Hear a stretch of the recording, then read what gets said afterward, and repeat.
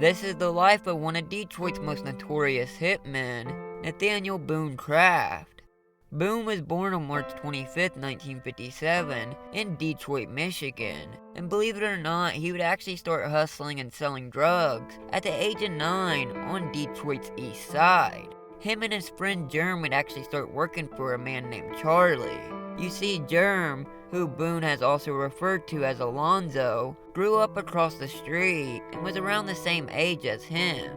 The two boys would only work for Charlie for about a year, until they finally had a falling out when they asked Charlie for more money. Charlie completely refused, and then Boone and Germ told him they was gonna go out on their own, and then he threatened them. After repeated threats, Boone and Germ shot him, and then buried him in his own backyard.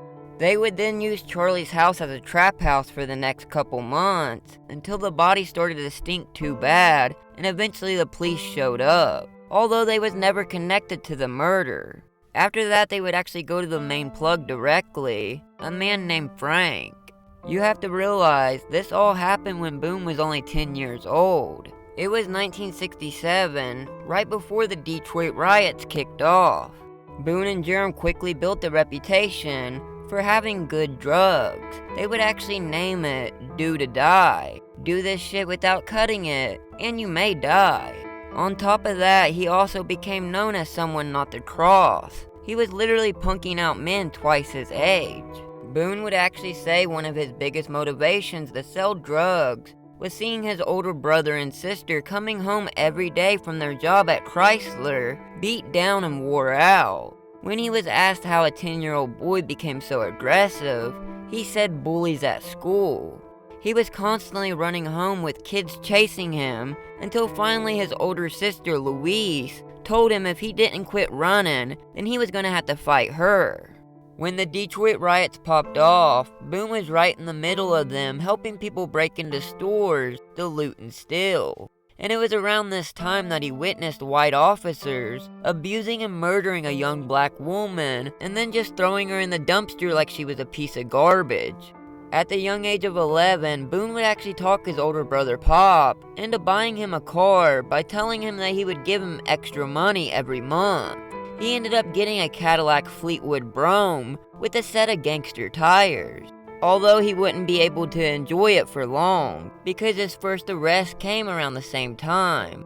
Him and Germ tried robbing the Buy Low store when a security guard snatched them up. He probably just seen two little kids and was like, what the hell? But what he didn't know was that Boone had a gun. Boone says he took his pistol, as the guard had him in his hands, turned it around, and tried shooting him. Fortunately for him, the bullet missed, and both of them got away.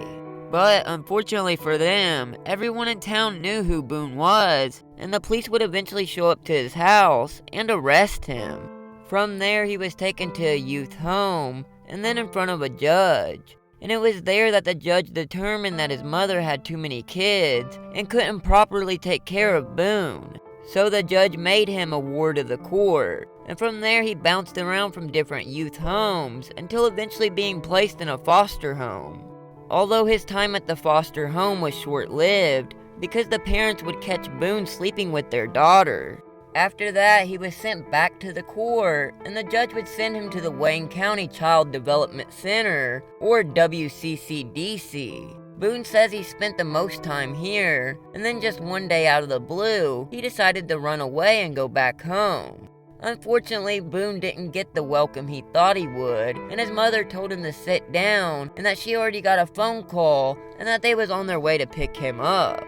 They would send him back to WCCDC, but on the first day back he would get into a fight, sending a boy to the hospital. So out of options, they wound up sending him to the Hawthorne Center, which is a children's psychiatric hospital that was opened in 1956. He would stay there until the doctors would determine that there wasn't anything wrong with Boone, he just simply didn't care. The hospital tried sending him back to WCCDC, but they flat out refused to take him back. So wanting to clean their hands of the situation, the hospital decided to give Boone a couple sandwiches and a bus ticket, then proceeded to tell him that he's going home. That's it for part 1. Stay tuned for part 2. Thanks for watching.